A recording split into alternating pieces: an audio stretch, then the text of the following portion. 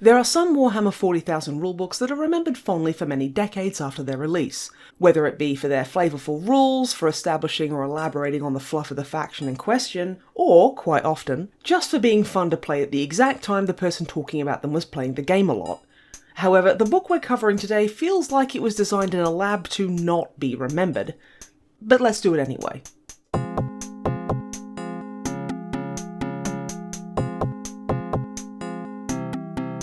Greetings, Seneschals, and welcome to Codex Compliant.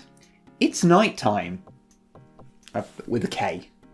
2014's Codex Imperial Knights for the 6th edition of 40k was released shortly before 7th edition dropped, a thing that is often a bad omen for a book at the best of times, but it was also replaced just over a year later with a new Imperial Knights Codex, so that makes it a particularly short-lived book from the very end of a particularly short-lived edition.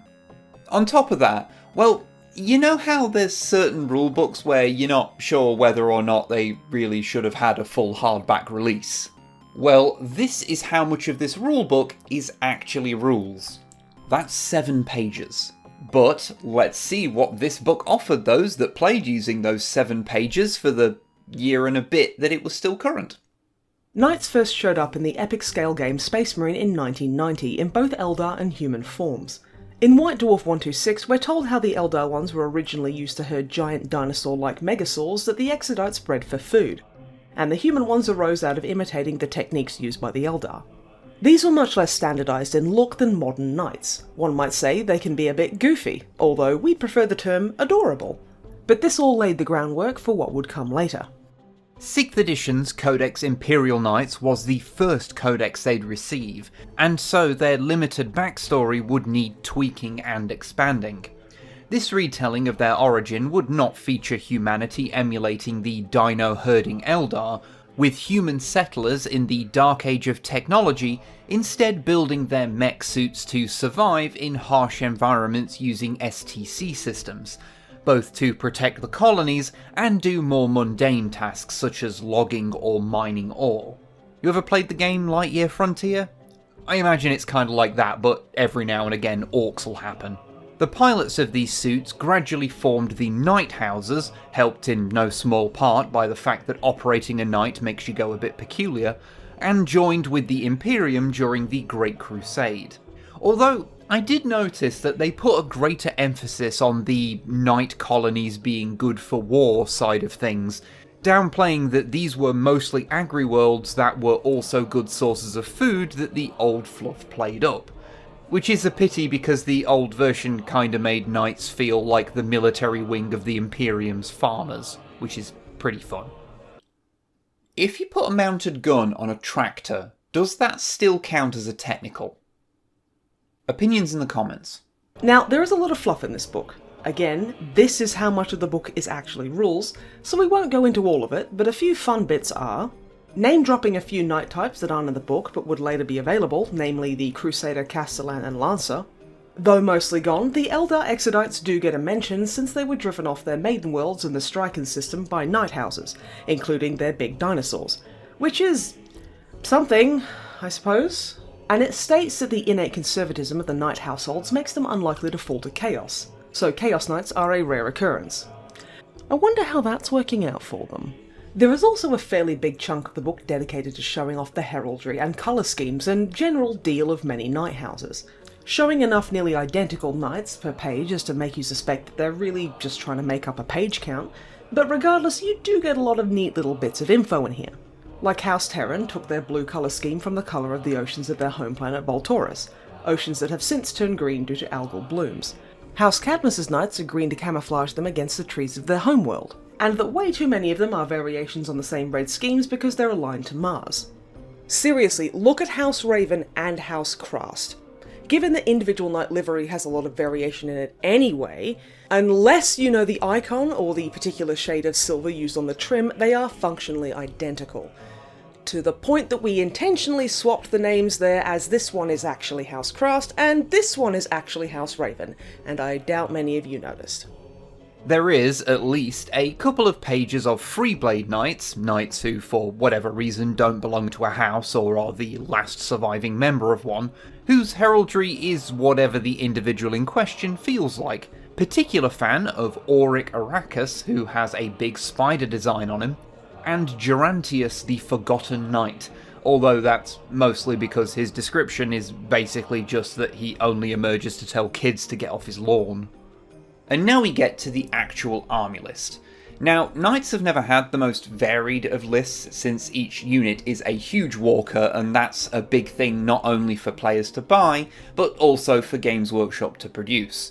But at least today there's some variance in your basic Knight chassis, coming in small, medium and large sizes, each with multiple flavours, which are of course supplemented with the fancy variant buggers, some of which are silly money, so for most of us just might as well not be a thing at all.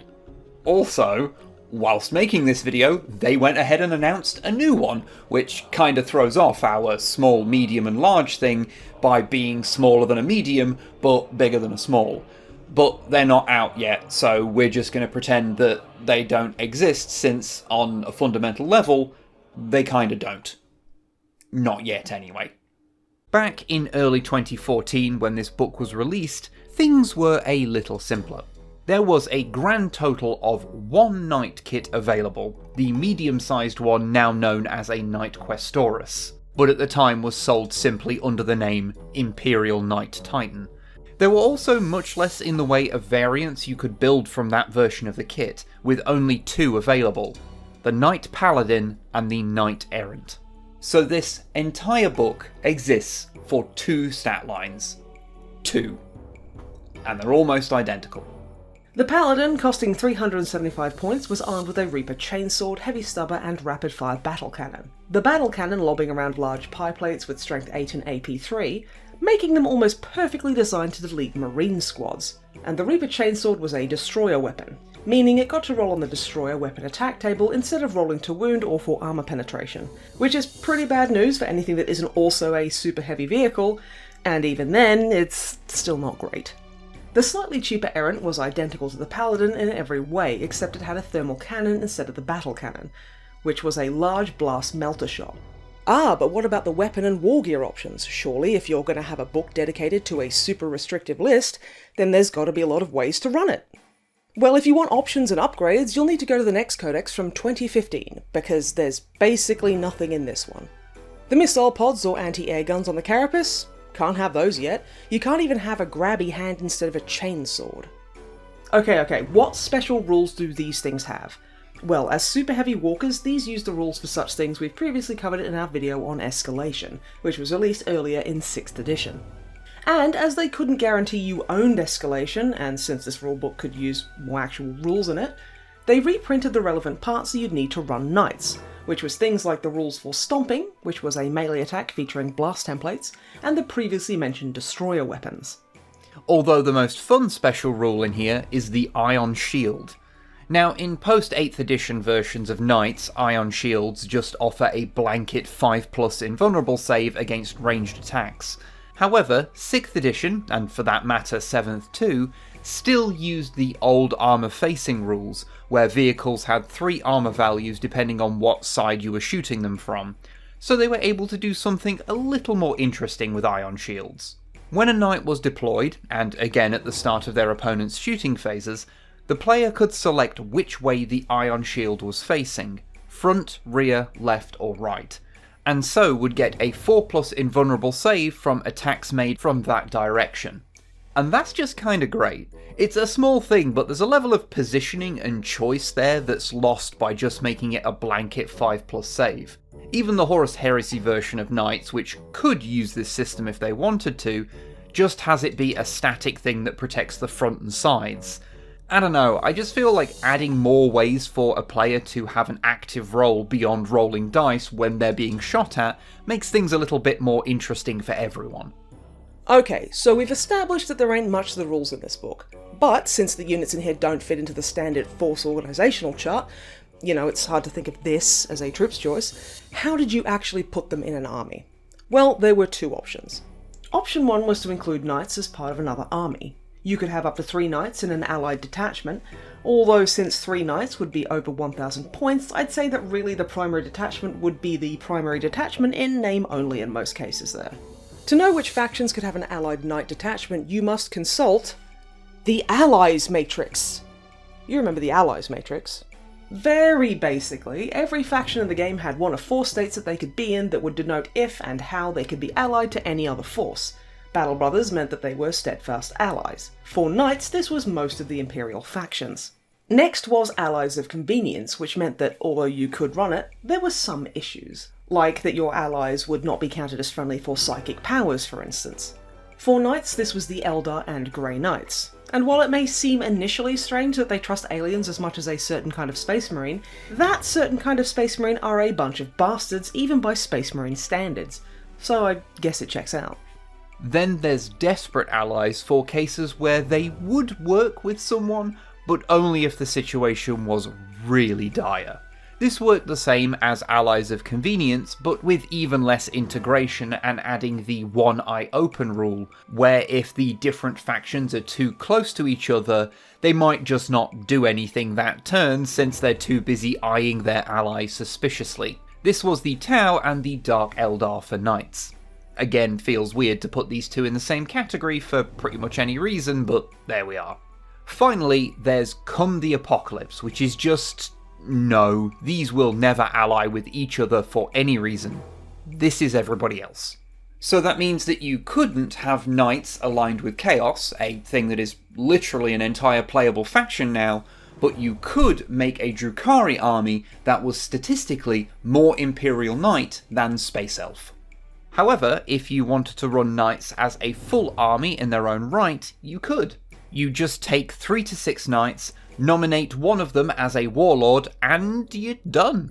Although, taking a pure Knight army is going to be tricky unless you're playing 1500 points and have exactly 4 Paladins, as the lack of upgrades and variation means that you've got some big, unwieldy and unchanging numbers to fit into a points count that they will not neatly fit into. So an allied detachment from a more conventional army would not go amiss to fill in the gaps. Also, here is where we get the closest thing this book does have to options. If you were playing a full knight army, then you could roll a d6 to find out what rank each knight that wasn't your warlord would be. A roll of 1 would make them a knight apparent, a novice, and as such is just a bit worse than a regular knight. But a roll of 6 would make them a seneschal, who were accomplished veterans and so were a bit better. Knight warlords got the same little stat buff for being a seneschal as well as a warlord trait rolled on from this table. These range from just giving them rerolls on hits when charging, to giving them the It Will Not Die special rule, which allowed them to heal lost hull points at the end of the knight player's turn. Of course, the fact that the entire book is based around, one model, does mean that the section of the book showing off minis did kinda need to milk that single miniature for all it's worth, which they did by showing you that mini in multiple colour schemes and from every angle imaginable, including our grumpy boy Gerantius. Although it is interesting that none of them are mounted on their bases, since the early iteration of the kit did still come with a base. Something that concerns me, as I have played a game where someone had a knight that wasn't on its base, and yes it did fall over, and yes it did break something. So yeah, that's kind of it. Despite ending up writing a few thousand words about it, there wasn't really much to this one, but how could there be? Early Imperial Knights are an interesting case. They're perhaps one of the most obvious cases of, did this really need its own codex? They got an entire book based around a single model kit with very, very limited, almost non-existent options, but by the same token, where else could they go?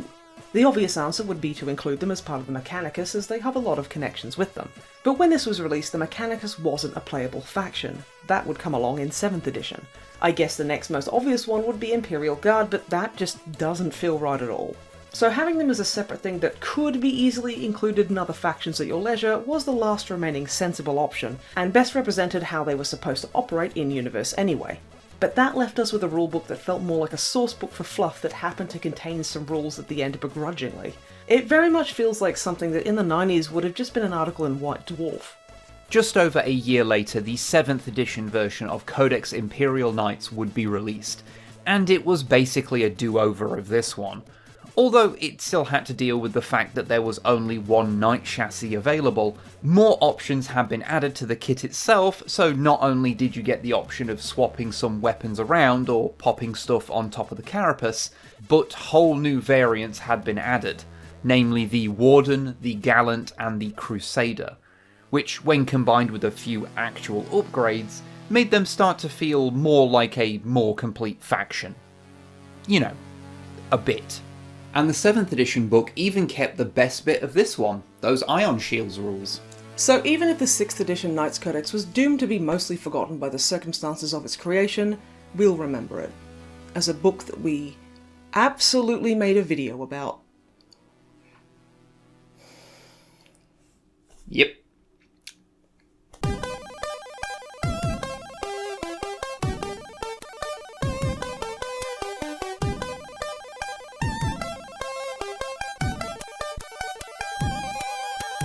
Hey there, hope you enjoyed this one. We didn't mention it, but this is actually the most recent book that we've ever made a dedicated video on, so that's something. If you got a kick out of it, then please let us know with a like, a comment, or a sub, and if you'd like to financially support this nonsense, then head on over to patreon.com/snipeandwib, where you can do just that, whilst getting early access to videos, occasional exclusive content, and your name in the credits. Also, we've had quite a few new people sub to the channel recently, so hello to you all. You mostly came from the shorts we've been doing, but I hope you enjoy this long form stuff too. I mean, we won't stop doing it either way, but this is where the bulk of our effort goes, so, you know. Oh, and I haven't asked you folks a question in a while, you know, that you can leave an answer to in the comments and confuse everyone who hasn't listened this far. So, how about this? What's your favourite discontinued chocolate bar? Mine's probably the Cadbury Snowflake. Anyway, everything kind of sucks right now, don't it? So take care of each other. Bye.